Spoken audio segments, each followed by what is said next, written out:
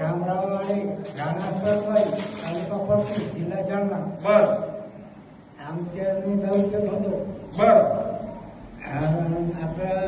अकराचा आधी होते तेव्हापासून इथे लिहायलो. बर गावचे दौलत घरात बर इथं आलो आशीर्वाद घेतला तेव्हापासून एका घरात सुशील चालू आहे आता सध्या. आता काय बरे दारू पिता का बंदी आहे दारूची. कधी इथं आलं तेव्हापासून बंदी आहे. किती दिवस झाला